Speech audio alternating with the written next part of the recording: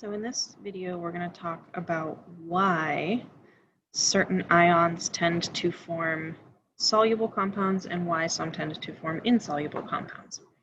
So it is important to recognize here that all solutes have a limit to how much will dissolve in a particular amount of solvent.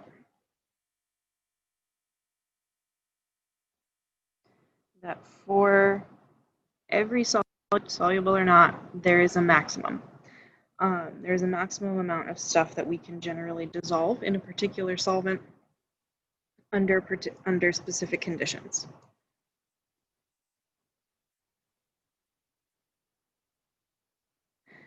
So we have a limit to how much can dissolve in a given amount of solvent. So our general super vague guidelines are when it's kind of a lot, we call it soluble. When it's not a lot, we call it insoluble. We can also describe a solution based on how much solute it contains relative to the maximum. When something contains the maximum amount of dissolved solute, we say that it is a saturated solution.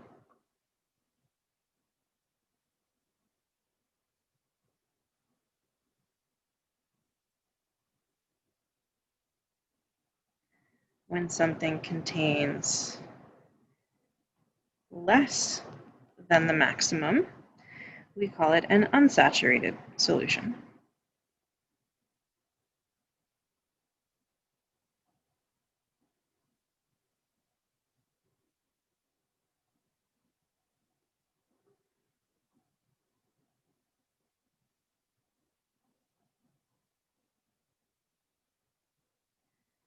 Now, since there is a maximum, you would think that maximum and less than that are the only two options. But rules were meant to be broken, so there is also what we call a supersaturated solution.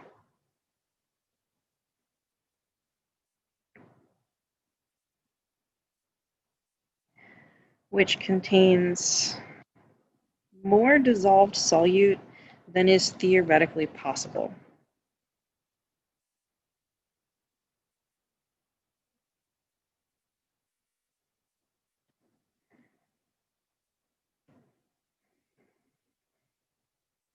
So with supersaturated solutions, the thing is that they are really uncommon. They are usually very unstable.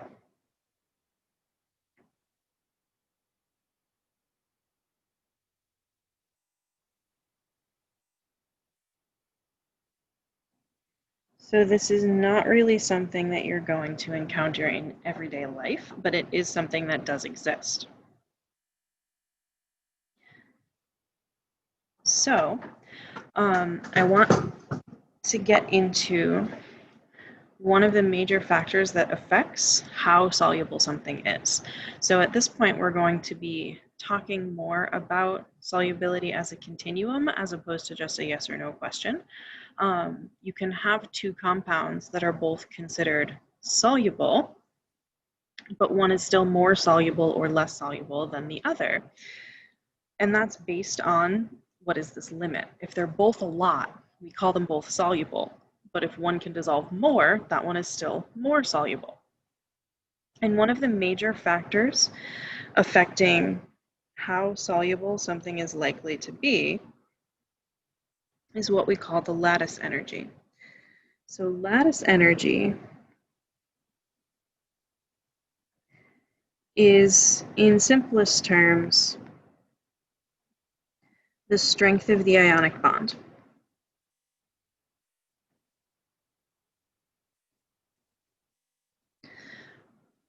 In ionic compounds, the ions exist in a lattice type structure in rows and columns of alternating positive and negative ions.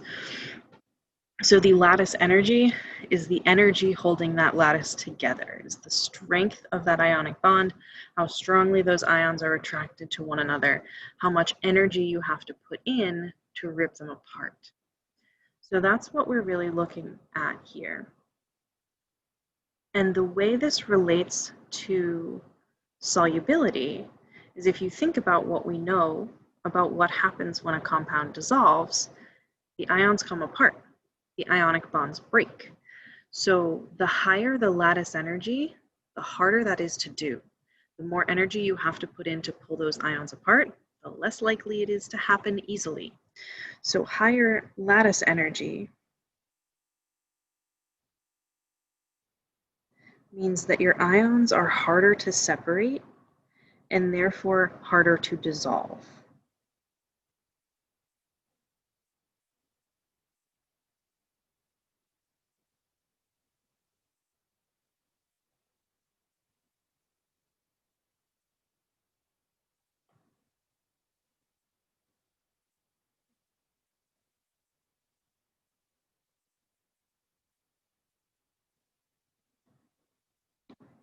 If something has a very low lattice energy,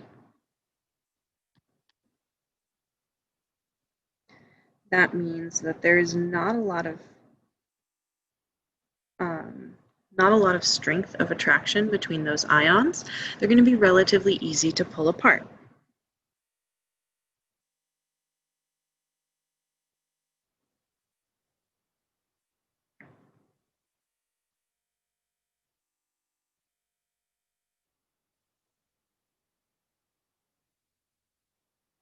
And therefore more likely to dissolve. So things that have lower lattice energies tend to be more soluble than things that have higher lattice energies. So the next question is, how do we determine the lattice energy?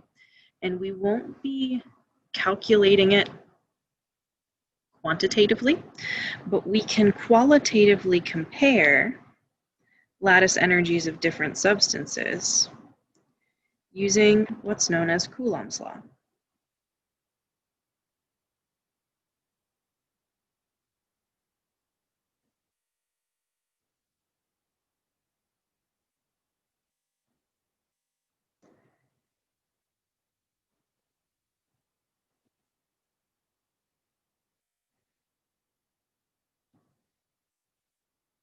So Coulomb's law shows up all over the place in chemistry in all sorts of different contexts. So Coulomb's law really has nothing to do specifically with lattice energy. What Coulomb's law does is it just relates the strength of the attraction between two charged particles to a couple of variables. So in this case, the strength of the attraction that we're talking about is the lattice energy, and the charged particles are our ions. But we can use Coulomb's law for all sorts of different stuff, and it works in fundamentally the same way. So Coulomb's law tells us that the energy, or the strength of that attraction, is equal to Q1 times Q2 over R squared. So, in the most general terms, E is representing the force or the strength of the attraction between two charged particles.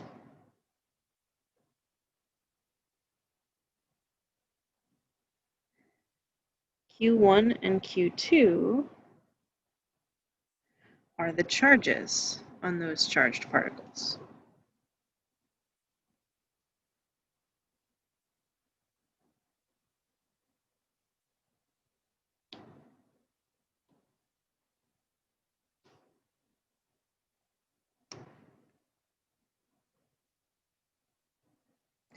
And then R is the distance between the charged particles. Distance between the charges. So that's kind of the general definition of these different variables. For us right now, in the context of lattice energy and solubility, the force between our two charged particles, that is representing our lattice energy. The charges on the charged particles are just the charges on our ions, +1, +2, -1, -2, whatever they may be. We're just doing this qualitatively, so that is enough for us to be able to compare which one is going to have a larger or smaller lattice energy. So this is the charges on our ions.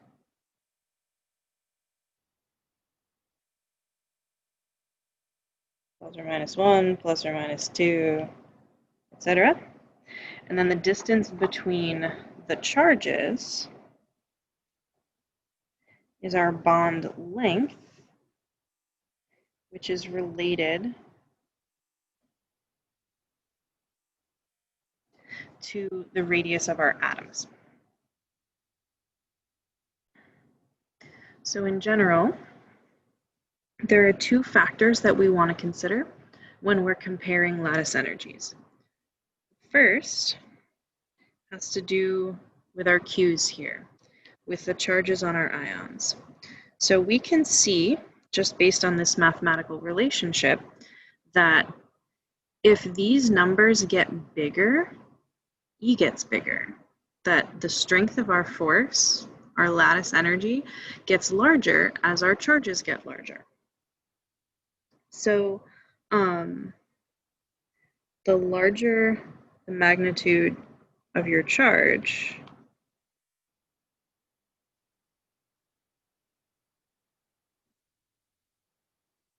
the larger your lattice energy. So for example,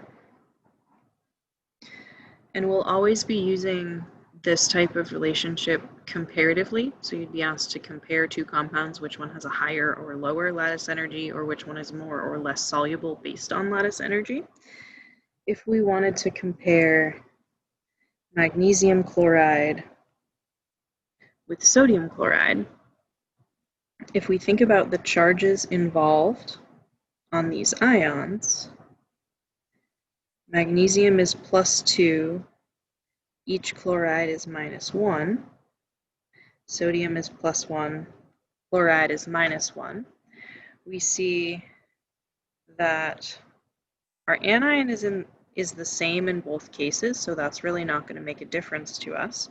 But we have a +2 charge on magnesium versus a +1 charge on sodium.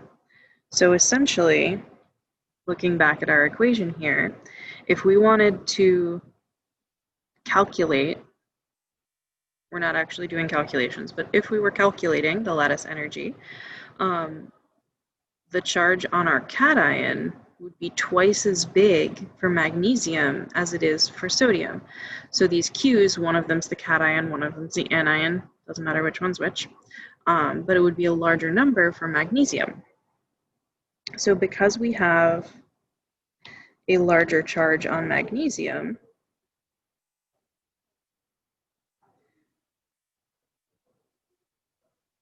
so because Mg2+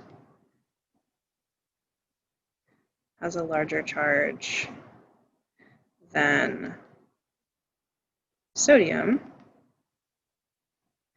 MgCl2 likely has a higher lattice energy.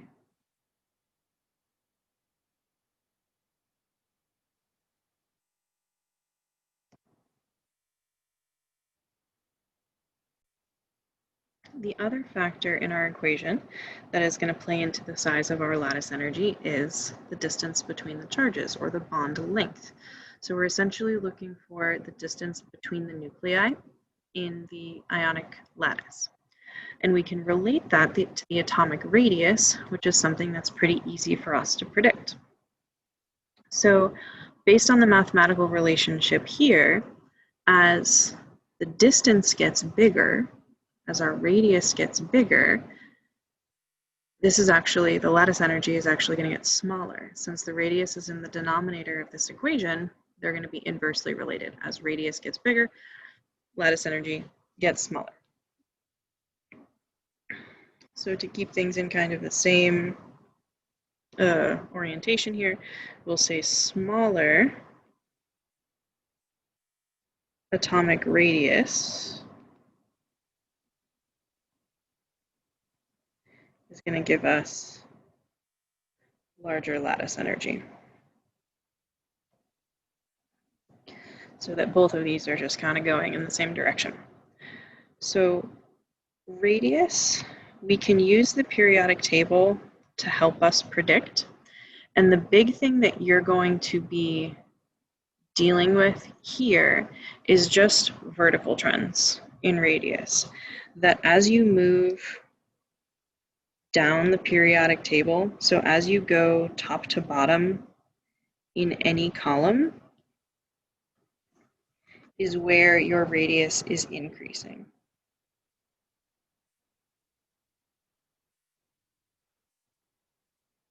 When you're dealing with ions, the trends left to right across the table get a little bit weird, so we won't deal with those right now.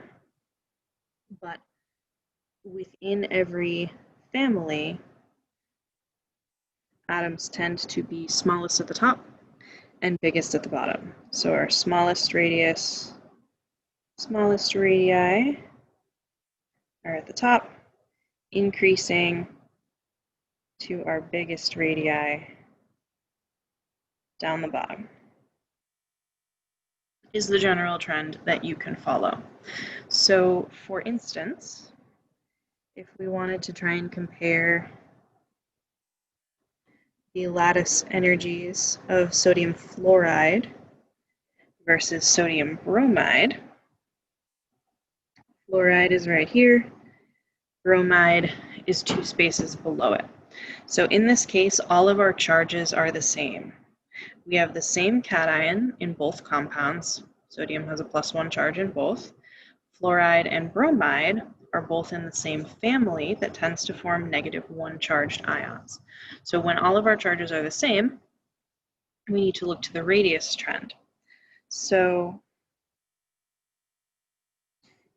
since this one is higher up in the family, it's going to have a smaller radius, which means there's a smaller distance between the ions in the lattice. So we can say that because F- is smaller than Br-, NaF likely has the higher lattice energy.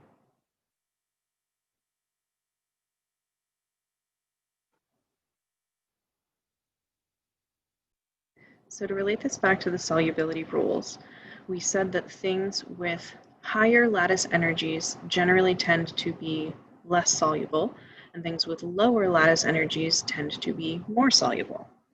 So the things in the generally soluble category are usually going to have lower lattice energies. The things in the generally not soluble category usually going to have higher lattice energies.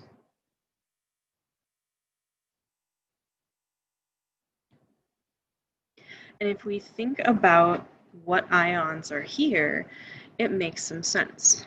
So the vast majority of our generally soluble ions have a ±1 charge, which is as small a charge as you can have on an ion. Smaller charges make for lower lattice energies. The only one in this category that has a -2 charge is sulfate, which is a pretty large ion.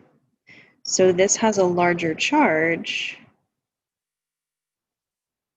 but also a larger radius, which helps to balance it out.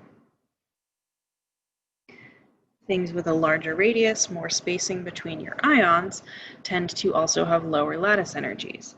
And you'll notice that this one has the longest list of exceptions. So that higher charge means that there are more different combinations that actually aren't soluble for the sulfate ion. On the other side of things, most of our generally insoluble compounds here have larger charges, have plus or minus 2, or I guess they're all just negative. No positives down here. So we have -2 and -3 charges, which are larger and therefore lead to higher lattice energies. And then hydroxide is the one lonely guy with the -1 charge. So it has a smaller charge, but it's also a pretty small ion. Oxygen and hydrogen are both very small atoms. So it also has a small radius that balances that out. And once again, pretty long list of exceptions here for things that actually are soluble. Because of its low charge, it has a greater number of exceptions. So this idea of lattice energy both helps us to understand where the solubility rules come from, and also allows us to compare things that are within the same category. So instead of just, yes, it's soluble or no, it's not, we can start to say, this is more soluble than that, even if they're categorized the same, even if they're both soluble or both not.